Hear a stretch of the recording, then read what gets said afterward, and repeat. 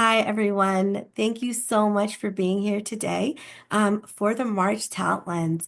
We do this every month, and you can check out all our old um, Talent Lens webinars on our YouTube channel or on our website.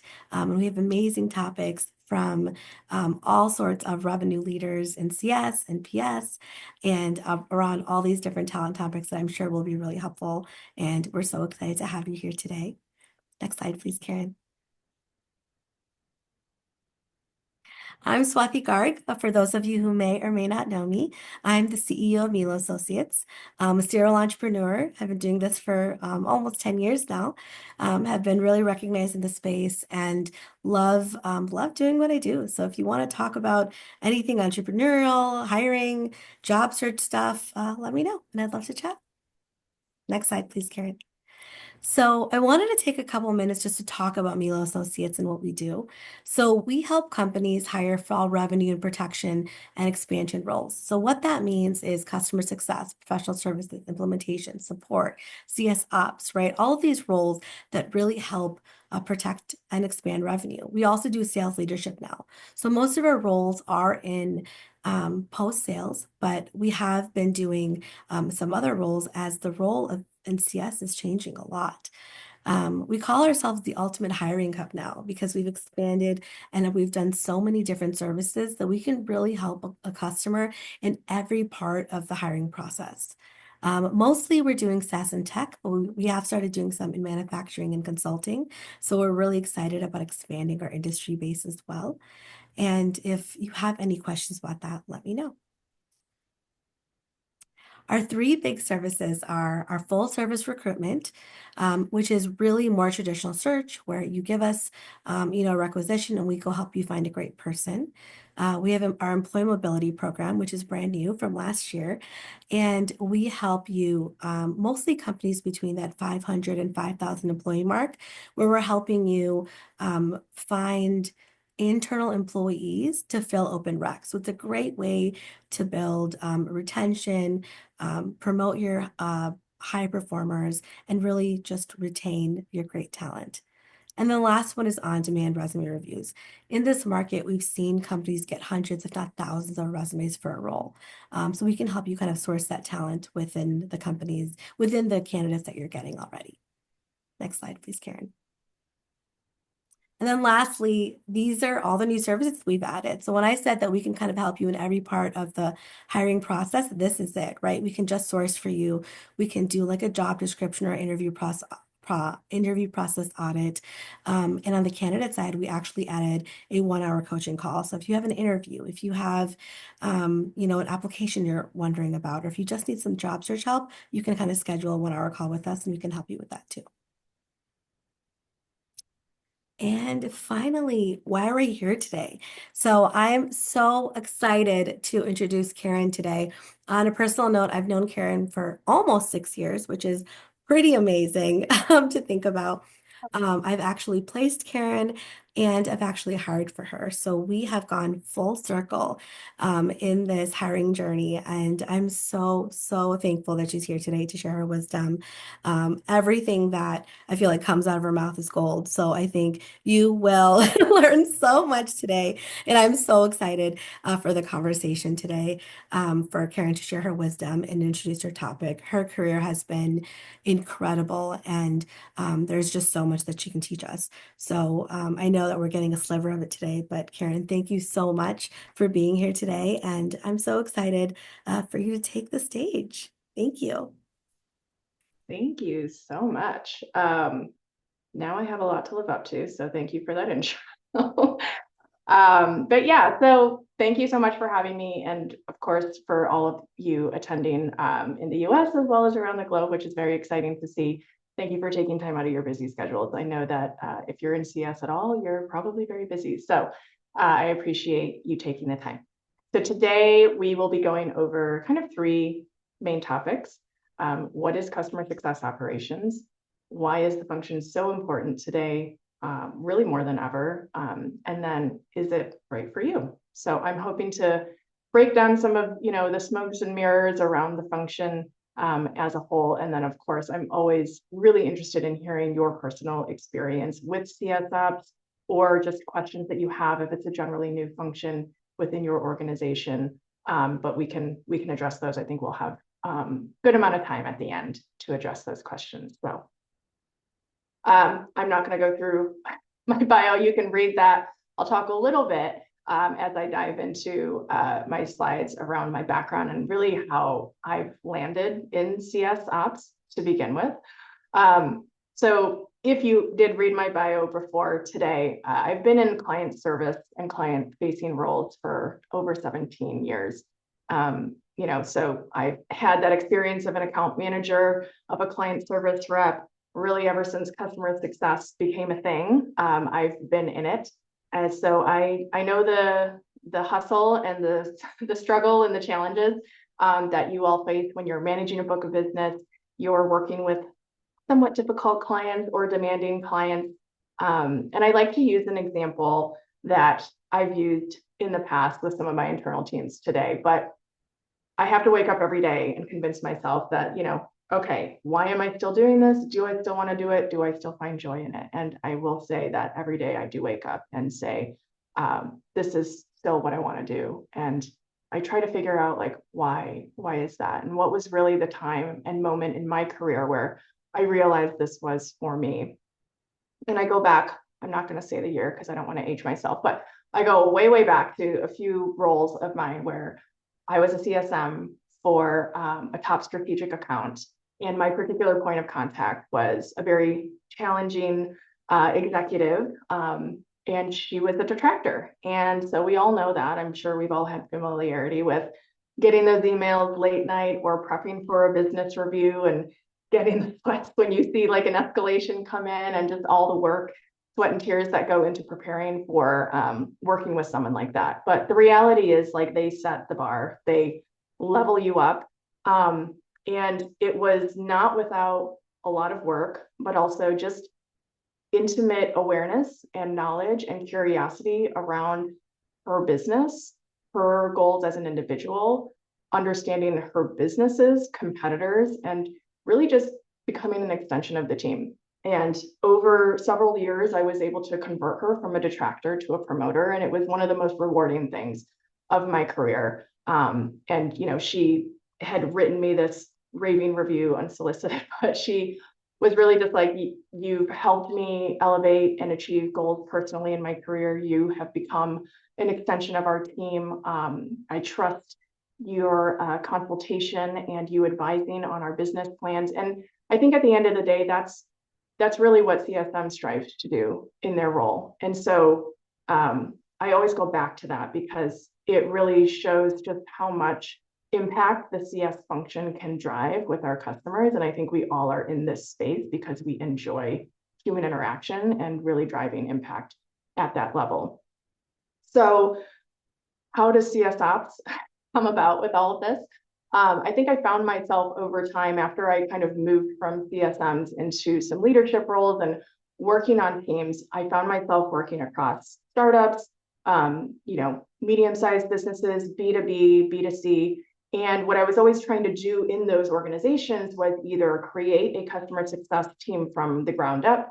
So that involved either completely creating them from scratch, recruiting, hiring, training, or it was kind of transitioning existing customer service or customer support teams to customer success. So really reframing that mindset from reactive to proactive. And through all the years that I started doing that, I started realizing like the most successful teams are the ones who really take a deep lens and look at what are we doing to empower the CSM to do their job well. And that's behind the scenes, it's behind the curtain, it's under the hood.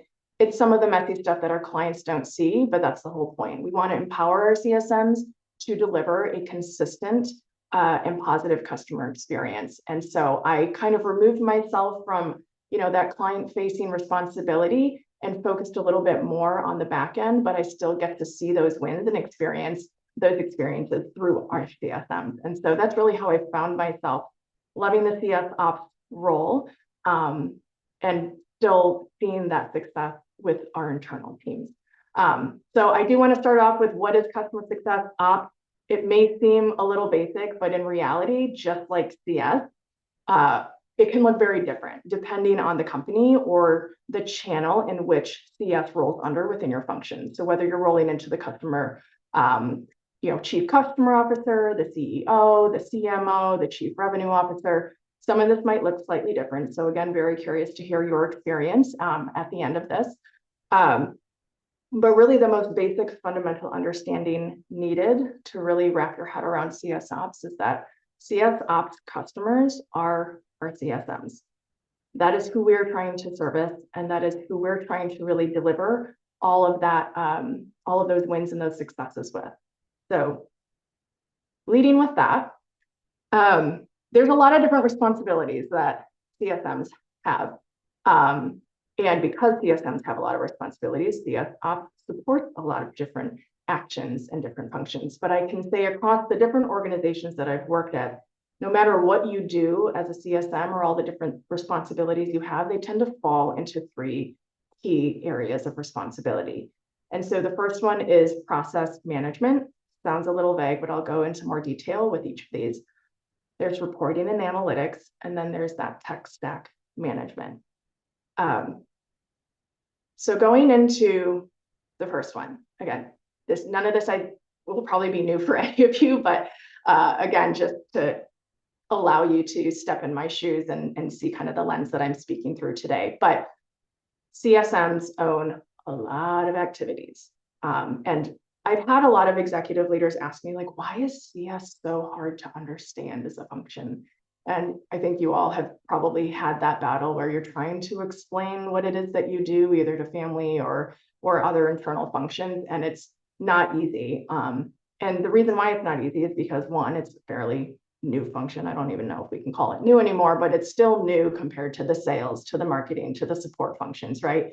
There's fluidity in that responsibility, and therefore, CS ops has to move and kind of support that fluid nature of a CSM. And that's why they have so many different things that they have to do, because the reality is the clients that they're supporting are not static. The goals that they have are not static. Our products that they're using are not static. And it's up to the CSMs to show up and navigate through that journey with them. So this list is by no means complete. It's just some of the core categories that we typically see.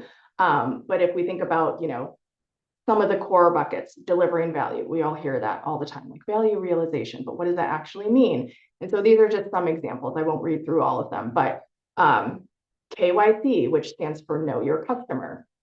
There's so much work that's hard to explain when you're trying to say, I have to deeply understand my customer in order to deliver them value or help them win and succeed with our products and our services.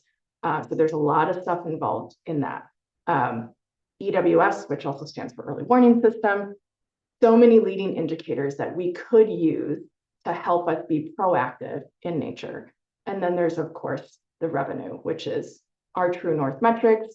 The bottom line, it's probably what your ELT cares most about, but we have a really big impact on that as CS. We're totally responsible for trying to retain 100% of revenue that's up for renewal in a given time frame.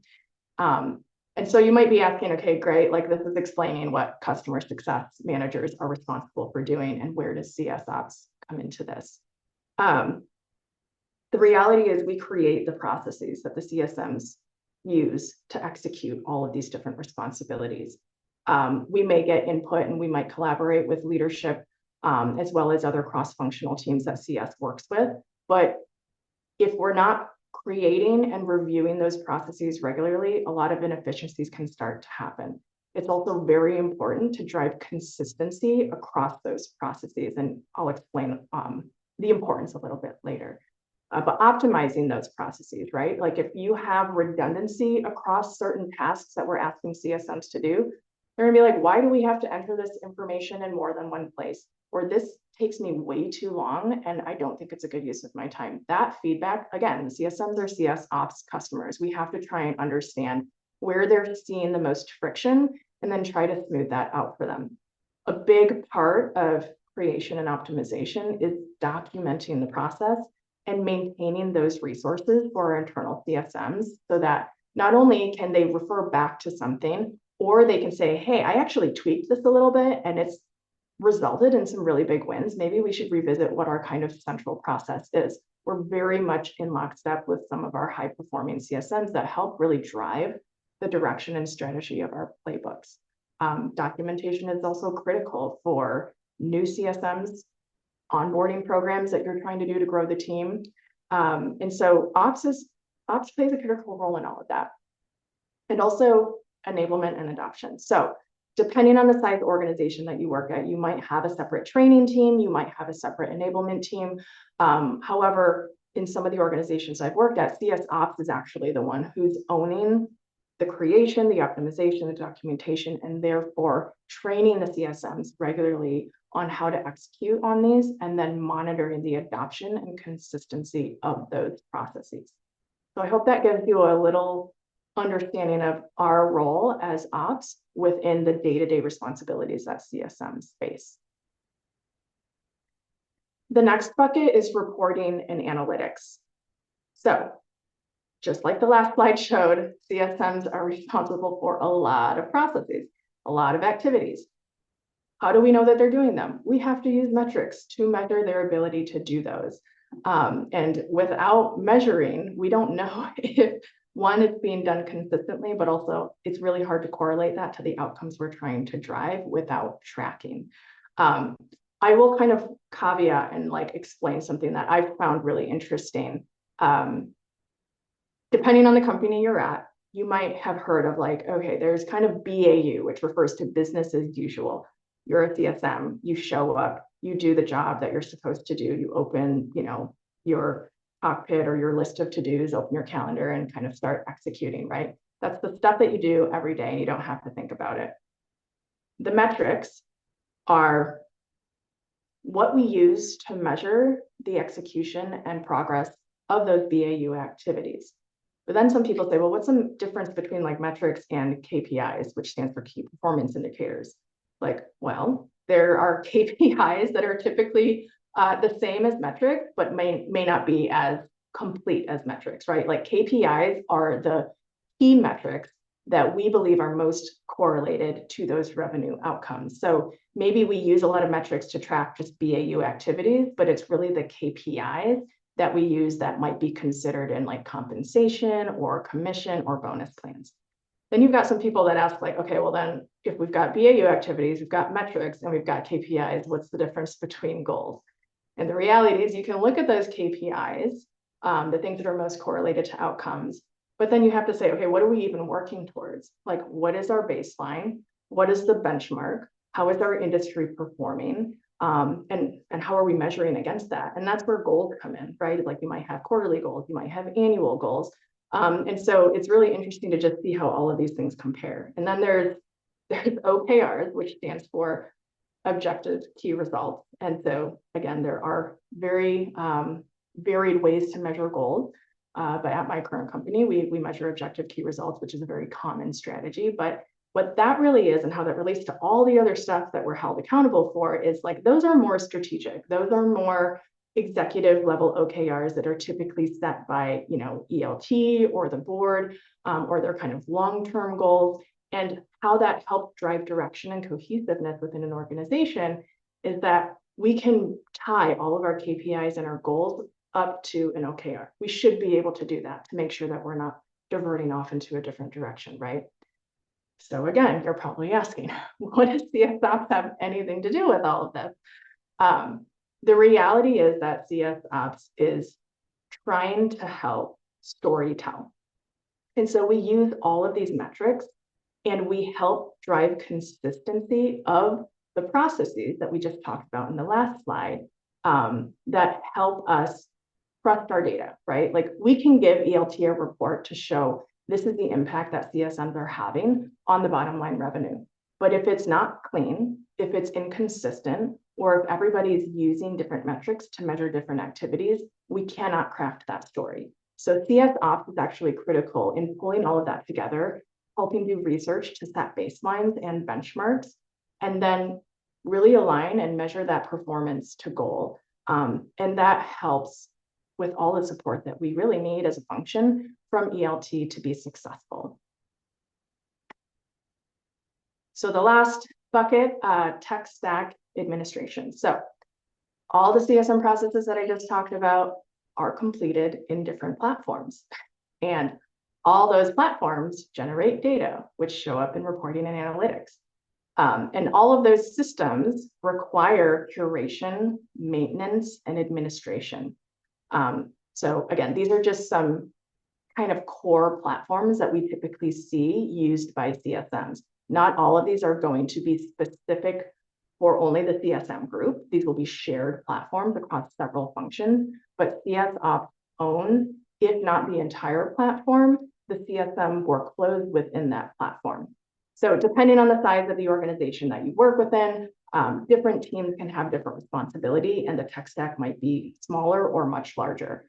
Larger orgs tend to have a much larger set of platforms that teams work within, and smaller orgs typically have CS Ops really just own customer success platforms. So that first line there. And so again, I just provided some examples to give people some context on, what all these acronyms mean, because we work in an industry of 100 million. So I just want to make sure that we're kind of talking about the same thing. But that's really CS Ops responsibility, right? We're looking at the tools that CSMs use and the workflows that they perform within those tools to do their job every day. So with that, I want to get into a little bit about why is it so important right now to focus on CS Ops. So I am sure that every single person on this call has heard a lot of these. I hear it every day, every week. We hear them all the time. And when I try to think about why is this why is this kind of taking over our days, right, as internal teams, CS and CS Ops? And there's some kind of hard realities that are happening today and hitting us in the market, which you're familiar with, I'm sure. But I just want to go through it to make sure that in case you all have some other interesting scenarios I'm not familiar with, we can talk about it at the end. The first one is product differentiation. We all are probably trying to sell and renew products. The reality is it is so hard for companies nowadays to differentiate themselves. We see it with our competitors as an organization. We even see it within our own platforms, right? Like a perfect example is AI. Unless you've been living under a rock, you know that AI was going to come up at some point today. But AI is changing, right? It's changing the way every organization runs, and it's especially changing the way we work in operations as well as customer success. But very similar to CS, if we think that CS is kind of like a new function compared to marketing and sales, AI is so new. And the dust has by no means settled on it. I think a lot of times when executives hear the word AI or they started seeing some of it, the immediate assumption is it can save us money. We can probably get rid of all of these redundancies. We don't have to spend money on this or that anymore. AI can solve all our problems. But in reality, I like to use an example. A team that I worked with in the past, they were responsible for a voice of the customer program. And I think we're all aware, the open-ended comments and surveys sometimes have, nuggets of gold, and they're worth so much, but it's not necessarily the easiest job to read through all of those comments to try and take away trends. And so we're AI, this is the perfect use case for AI. It can go in there, it can summarize all of the text that we don't have time to read through, and it can surface all of the trends that we're trying to understand from our customers. Well, when we created the logic and the prompt for AI to scale all of these survey responses, it ended up taking weeks to process. And it was actually very expensive to run because it was such a long and expensive query. And so we're actually that was not as efficient as we thought it would. And we've come full circle because we can't afford that. We also don't want to wait 2 weeks for one query to run. And so we were back to doing it our old standard way. And so I think there's still a lot of testing that has to be done on how CS as a function uses AI. And I like to curb leaders' expectations of how we can use it, what it actually does. I do think it has a lot of promise, but I do like to just say, like, that's a perfect example, right? But there's vendors that we work with. So all those kind of platforms on that tech stack slide that I just went through, they are all coming out with AI functionality, right? They're saying, oh, like, we have this new AI thing, we have this new product in beta. Do you want to test it?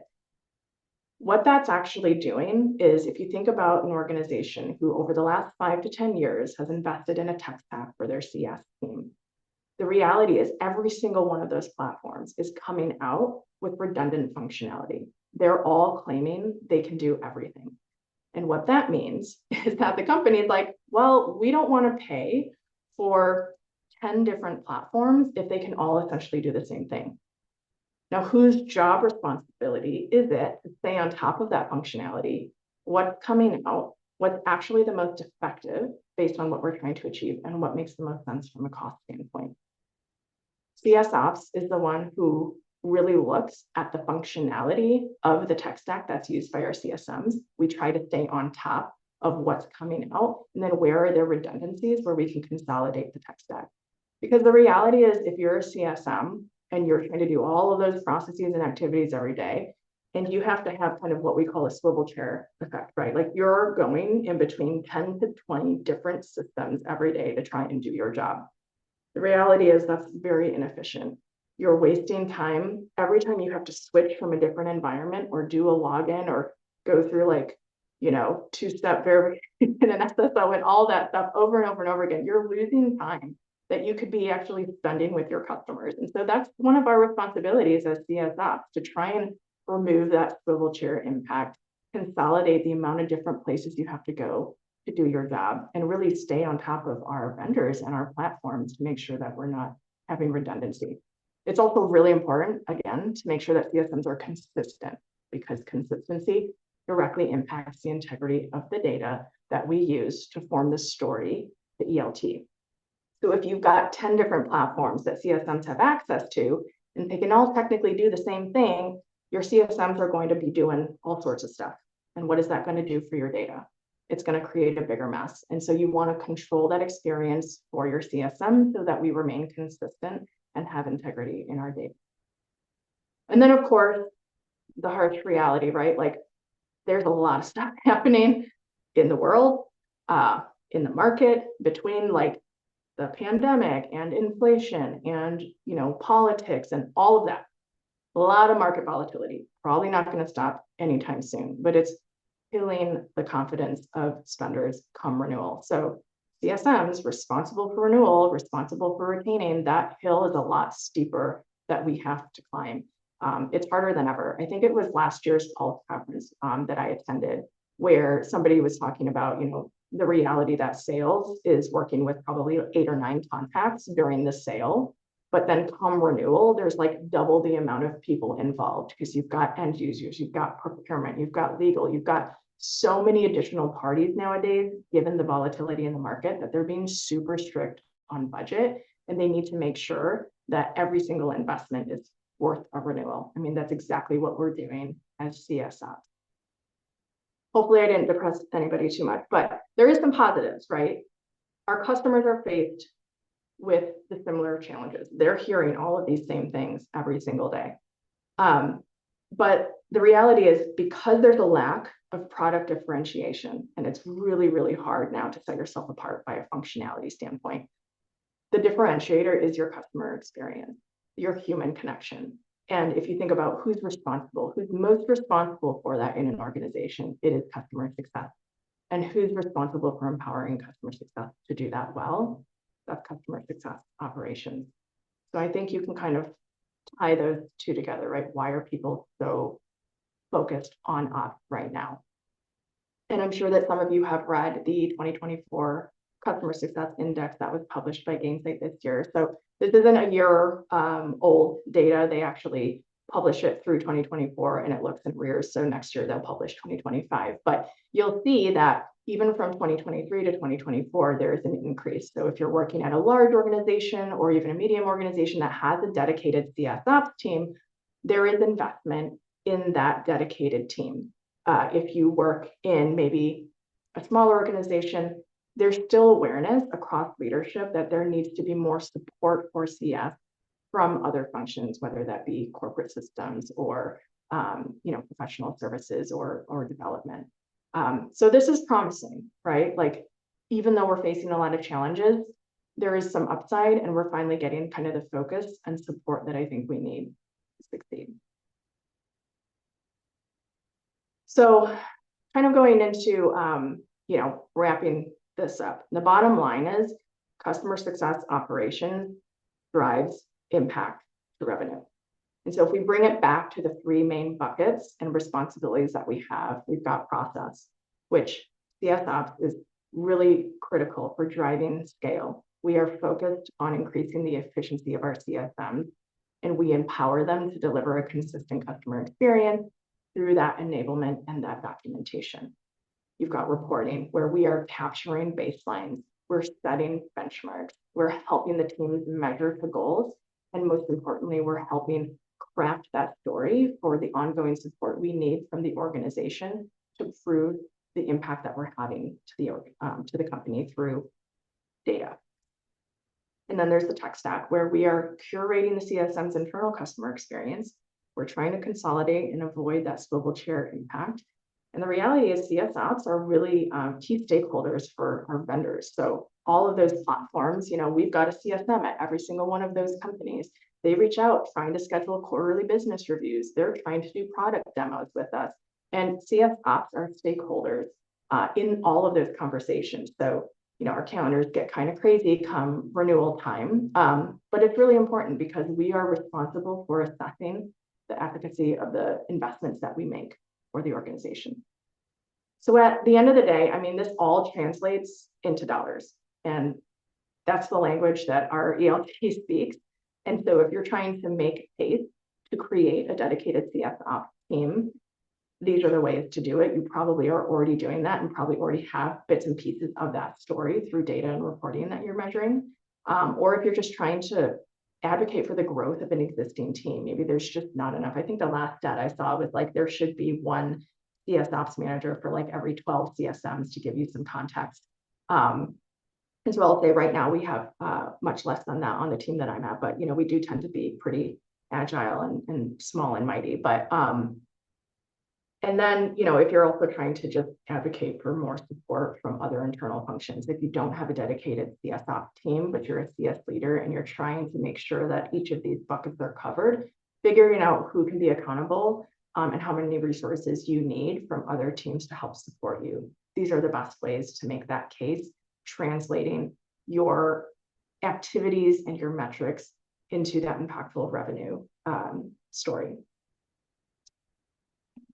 So with that, I wanted to just, open up the conversation. Maybe some of you are considering a shift into CS Ops. Maybe you were just curious on what it is. Maybe I told you everything you already knew, and this is just to network and catch up with old contacts, which all are great. I'll just say that some of the best CS Ops managers I've worked with used to be CSMs, and it's not a surprise, right? They have a very deep understanding of the role of the CS metrics, of the workflows that they're required to execute, but more importantly, the gaps. CSMs are in it, they're living and breathing it every day, and they realize like where they're, where things are not working out great, where they're facing the most friction, and that's amazing feedback for CS Ops teams on how best to deliver a positive customer experience for the CSM. So when we think about like competencies, I think some people maybe, a couple of years ago heard CS Ops and immediately thought this was like kind of an intimidating function to break into. But the reality is like, I think people thought there was a lot of specialized skills needed, like statistical analysis, and I need to know how to code in Python, and maybe I need like a background in like data science. And the reality is like AI has leveled a lot of those specialized skill sets out, and we're really more focused on the natural skills, detail oriented, being able to clearly communicate when you think about that enablement and training responsibility. Again, a deep understanding of customer success as a function, and being able to cross-functionally collaborate. So if we think about CS as being one of those most central teams in an organization, you got to work with marketing, product, sales, pre-sales, implementation, support. Like CSOps has to work with all of those teams as well because they're supporting the CSM in that cross-functional collaboration. So I'm here to just say, like, if you thought it was kind of something that you'd have to get 100 certifications for, and it just seems too far out or too much work to transition, it's not. If you're in the CS world, I think it's a really exciting way to move from client facing to internal, but really just expanding that client and that customer profile to really be all the CSMs that you're used to working alongside every day. So with that, I will hand it back to Swati. And again, just thank you everyone for joining, and we can open it up for some questions maybe. Yeah. Hey, Karen, thank you so much. I actually want to keep your slides on for just a second. Oh, We had a couple of questions on acronyms. I think BOB and EWS were covered, but do you want to go back to that slide earlier? which one? Keep going back. Oh, all the animations. No, This one? Or one more. One more, sorry. This this one, one? this one. Yeah. Yeah, so the presentation will be, so it's recorded. So this will be on YouTube for anyone that wants to rewatch it. But this one, I just wanted to make sure that all the acronyms were mentioned because there were like quite a few acronym questions in the chat. So we Okay. had EWS, I believe early warning signals, right? Okay. BOB is Book of Business. Anything else? Do you just want to like run through that real quick if there's any acronyms here? Yeah, so KYC was know your customer. EWS was early warning system or early warning signals, both. Okay, thank you. NPS and CSAT, Net Promoter Score, customer satisfaction. Mhm. And the CSQL is customer success qualified leads. I will say that's a little newer over the last 1 to 2 years, but it's gaining a lot of traction where, of course, we all know like CSMs are literally nurturing the relationship for the entire extent of the experience. And so we're probably the ones who can identify the opportunities for upsell and expansion the best. And so a lot of people have said, oh, okay, light bulb, like let's form a program where just like any other, like an MQL marketing qualified lead can be submitted. If that deal closes, like we're finally getting that credit where it's probably been happening for a long time. We just didn't have a way to track it. So that is what customer success qualified leads are. And then the BOB is Book of Business Management. Thank you so much. Yeah, I just, before we turn the slides off, I wanted to just flag that. Thank you. Yeah. Sure. Awesome. Well, thank you so much. That was awesome. I loved the holistic view of, you can just turn off the slides now at this point. Oh, okay. Or you can stop Stop sharing. sharing. But I loved the overview of CS ops from a career standpoint, and then also from like what the function does. I think that was really, really helpful for the audience. Thank you so much. I also loved the AI angle of like when it actually works and when it doesn't. I think that people think AI can solve everything, and as we know, it can't. And not at this point, at least, and it's still figuring itself out. So I think all of that was awesome. Thank you so much for sharing. We Yeah. definitely had some great activity in the chat. And I have some questions for you that I want to start with. But if anyone has some burning questions, please put them in the Q&A and we'll make sure to get to them as well.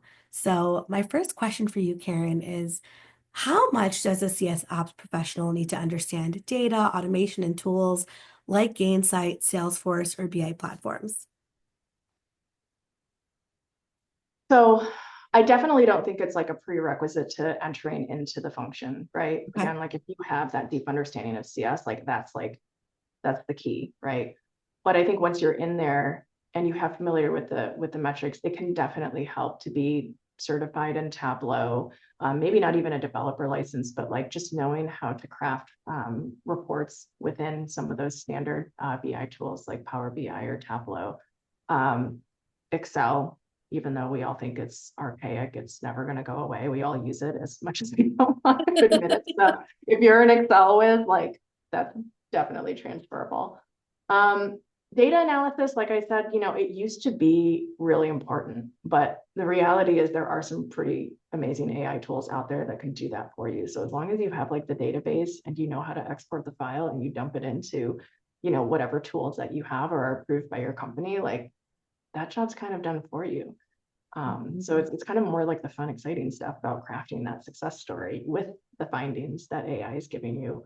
But it's really, again, about isolating the data sources that you want to use. You don't necessarily need to know how to do all of that. It's more, where are you getting it from? I love that. But that's also a skill set, like finding the story in the data. I mean, that's, I feel like a huge skill set. Mm-hmm.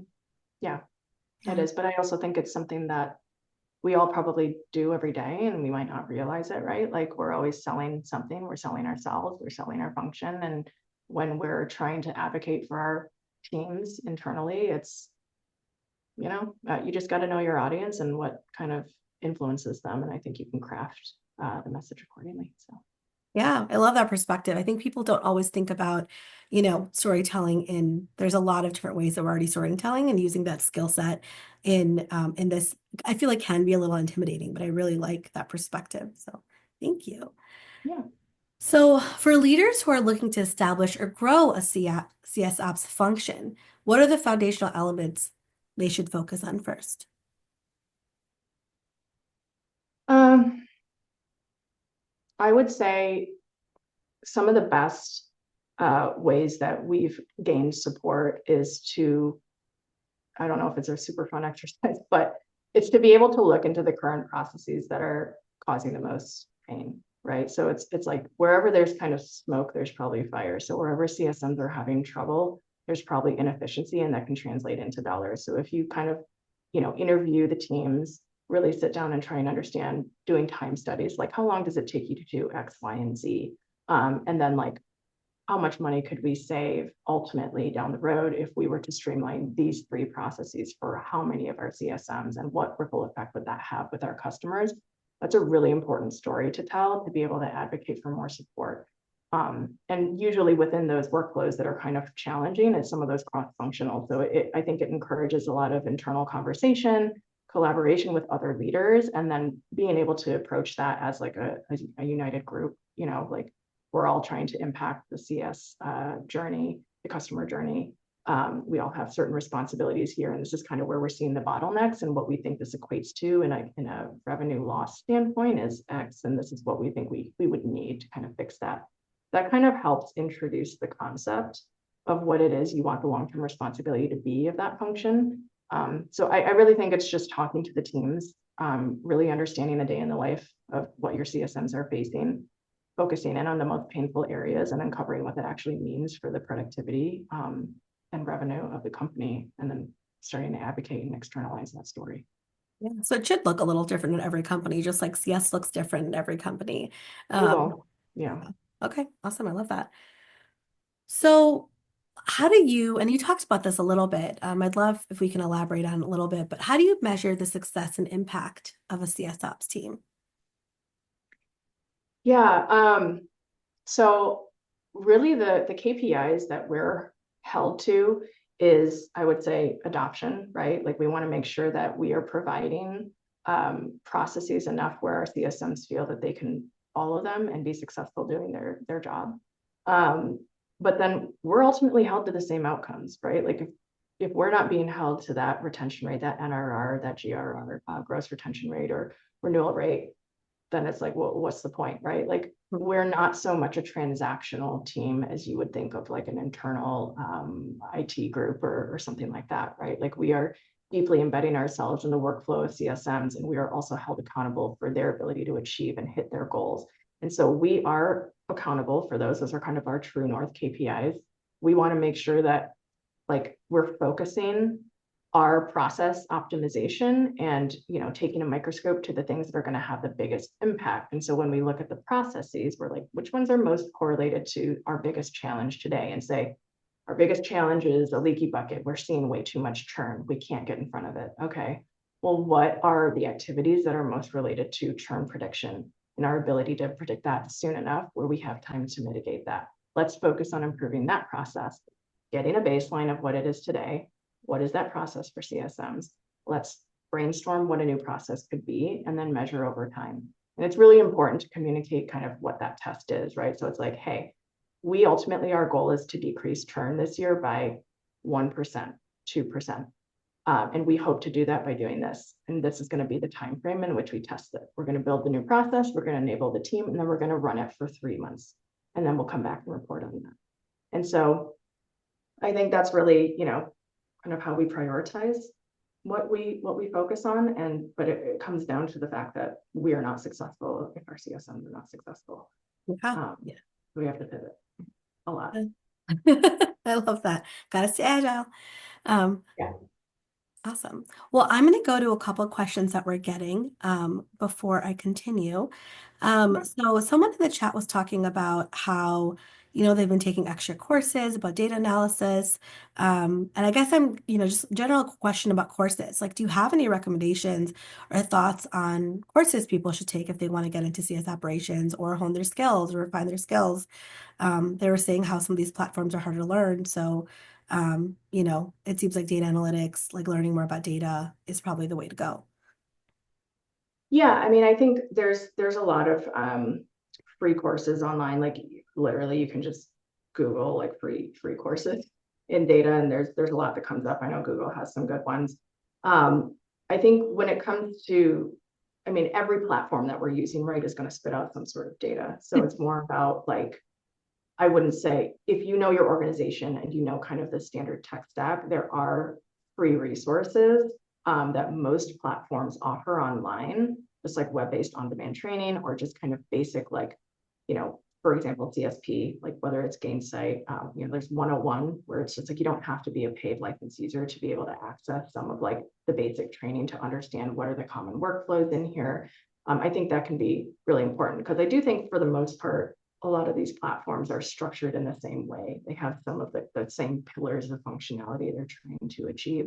And so if you can kind of understand some of the top players and search online for some of their free like 101 training, you're going to start realizing there's like a language and there's some consistent topics that come up. And as long as you're vetted and understanding that, like you're going to have a good step forward because again, it's going to look different at every single organization. So it's really about knowing your company's data and what you have available, and then how do you back that into some of these more industry, driven pillars and common areas that companies look at. So I don't have, like, honestly, like I didn't take any sort of crazy statistical or data training. My team really hasn't. They're taking project management. They're Tableau certified. They're doing some stuff in SQL. There are some benefits to Python, but like I said, like it used to be like you have to go to a course or you have to like get like a master's in some sort of coding, but like you can learn how to code in Python in like a week with ChatGPT now. It's crazy. Like Wow. the ability to learn these coding languages, it's pretty insane how accessible it is now with AI. So I think the certifications and all of that are becoming less and less important, to be honest. But it can't hurt, of course. So yeah, I'm happy to kind of share, some specific examples after I would have to go back and look at some of my competency framework. But yeah, I think honestly, it's not as specialized as you would think it is, especially now with AI. So That's awesome. Thank you for that advice. Thank you for that question. Keep popping in questions into the Q&A. I'm going to keep going in the Q&A. So our next question is, if you're joining a new startup, 1 to 2 years in business, how would you go about implementing a CSOps program? 1 to 2 years in the business.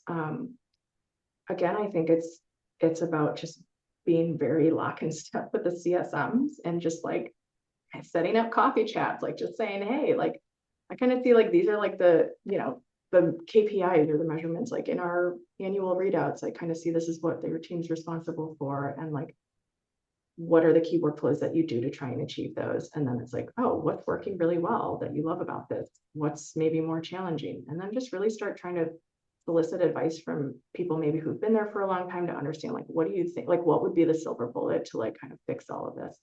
And then be able to back into that, like, how much time does it take you to do this? And then like, if we fix this, how much time would it take you then? So it's like, oh, a time savings of roughly X per CSM. What does that mean from an internal cost standpoint based on just an average salary and benefits cost, like an internal expense, right, of this function, multiply that and say, if we could save this much money a year and improve the experience of our CSMs and the efficacy and impact of what they're doing, like, is that something you'd be interested in? I don't know of a leader that'd be like, saving money, not interested, right? Like, they're going to be like, oh, that's interesting. Like, I want to learn more. That's a good way to just start the conversation if they're not already thinking about that. Yeah, I love that. And I was saying that actually in a podcast that I was doing, like everything has to be connected to a number. And there's so many ways to just calculate that, right? It's not always revenue. There's cost savings, there's time savings. Like everything really does have a dollar connected to it. But sometimes it does take a minute to like backward and like backtrack into it, right? And I think that over time, I'm seeing that in every function. So, Yeah, and you think about like CSM, turnover or attrition and like the ripple effect that can have. So it's very much mhm. about sentiment and satisfaction as well of your CSMs. Like, how happy are they doing what they're doing, and like what's the average turnover that you see in a year, and what does that actually mean for our customers? Because if you're a customer and you've formed a really good bond with your CSM and that's changing every 2 or 3 months, that's a horrible experience, Yeah. and so that's also a measure of like, we've increased like in our surveys, our internal surveys, like our CSM's happiness scores have gone from like 7 to 9. Like, those are things that we can influence as an ops team. Yeah. I think it's just about taking the time to kind of sit down and ask the questions, and of course assess the baseline and then measure impact on that over time. Oh, I love that. Happiness scores. Love that. Yeah. Um, okay, next question. What does the structure of a larger CS ops team look like? How is the leader working with other CS leaders as well as other company leadership to drive these initiatives? Yeah, so I mean, I guess I would use my my current experience, right? So I work for a pretty large organization right now, which is about 11 to 12,000 employees globally. And the CS organization is pretty massive. It's over 250 CSMs. And you've got regional leaders, and you've also got like business unit leaders that oversee specific products. So you've got these different CSM teams who are supporting different products and in different regions. The reality is I work most closely with these leaders. I meet with them daily. We have weekly recurring meetings. It's really about understanding from them, what are the challenges you're facing. Maybe it's just with your product, maybe it's just within your regional market, and really coming together and saying, okay, like, I need help with this, or we're missing this report. And I don't always have the answers, right? But at least I'm always kind of maintaining a pulse of what are these individual teams experiencing and where are their similarities, so that I can get the leverage to say, hey, this is a project that we should prioritize, because the breadth and depth and impact of the fix would be much larger than if it's like one person waving their hand saying, I hate this process, and I missed my goal because of what, it's like, okay, well, we do have to kind of pick and choose what we're willing to work and commit our time to. And it's really, I very much depend on those leaders to give me a pulse of their team and the area that they're responsible for. And then I kind of piece together like the global view for ELT. So very, very close. I love that. Awesome. And then I wanted to kind of close with, one last question for me. So, how do you see CS apps evolving in the next 3 to 5 years? I don't know. Tomorrow could be a whole nother story. Things are changing so fast. Honestly, I think there's going to be my assumption is there's going to be just a lot more focus on AI. And so I do think that, if we're thinking about certifications or things that you really want to get in front of, AI is where it's at. But I don't know anyone, regardless of your role, who's not trying to figure out AI right now. So I would say, like, if you can get in front of that, that would be really good, because the reality is a lot of what CSMs have to do, I think today, is still very kind of painful from an administrative standpoint and a documentation standpoint. And what's going to make the biggest impact there, I think, is AI. So the more you can be familiar with that concept, even just kind of like understanding what your internal company's use case or roadmap is for AI within that org, and figuring out how can I be a part of that conversation to like, predict how we'll use it as an organization. How can we use that specifically in CS would be really helpful. So yeah, it's not going away. I think it'll become much more clear in the next 3 to 5 years of how companies can actually benefit from it and what that kind of baseline cost is from a human support standpoint, and a cost standpoint. But yeah, I don't think I think it's going to grow. Every trend is showing that there's more importance on that team. I think there's going to be more awareness. There already is, right? Like we don't need to hire 50 more CSMs. What we need to do is empower the current CSMs to do their job very well and free up their time from those kind of like administrative tasks to connect with humans. I do think that's very important. We're actually seeing a pretty big shift, like for 3 years during the pandemic, nobody really went out and traveled anymore. And we're seeing like a lot of people, a lot of organizations are going back to that, pre-pandemic time and expectation of human interaction and traveling again. It's really interesting. There was like an internal person was like, when CSMs join, like, are they given business cards? I was like, I actually don't know if anyone uses business cards anymore, but that used to be a very common thing, right? Like when Yeah. you were given a box of business cards, and that was because that was a huge part of your job. You were constantly on the road, you were Yeah. interacting with people. That kind of dissipated for a while. And I think that's starting to come back. So like opt from a standpoint of like empowering people to be able to go out and do what they need to do, like the templates they're using for presentations, like the swag platforms that they use to like bring, a logoed hat to their meeting. Like that's all. CS Ops plays a role in all of that. Again, it's just like how are we empowering them based on the company's priorities at the time. Yeah, I mean, I just feel like CS ops is so encompassing. It's way more broad than I think I even imagined after this Yeah, conversation.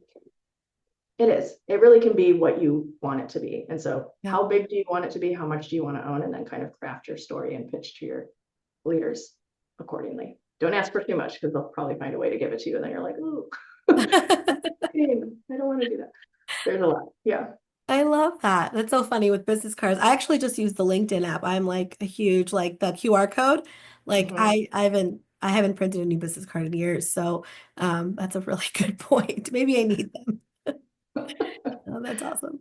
Well, thank you so much for being here, Karen. This was an amazing conversation. Thank you. Great activity in the chat, great questions. We loved, like I said, the holistic view, and I truly mean that, like breaking down the CS ops function from basically a function perspective, but also from a leadership perspective, a hiring perspective, job search perspective. It was just really, really, really well done and helpful to the audience. And I'm sure people are going to be rewatching it and sharing it again and again. So thank you so much for being here today and for prepping and just helping me get this out today. I Thank you really so appreciate much. it. I'm very Thank honored to be here. And again, I threw in my LinkedIn. So if anybody has any questions or just wants to brainstorm, share ideas, feel free to reach out. And I'm sure I'll be maybe seeing some of you at a conference or something this year. Yes, yes, please Community. connect. So yeah, very Yeah. thankful for everyone that came. Thank you so much. Everyone, please connect with Karen, connect with me. And I apologize for my voice. I should have said this earlier, but I have a little bit of a sinus thing going on. But if you have any questions for us, let us know. And our next webinar is April 17th. We'll be announcing it next week. So definitely come and check that out. And this will be on YouTube next week for you to share or rewatch. And we'll see you next time. Thank you for coming, everyone. Bye-bye. Thank you.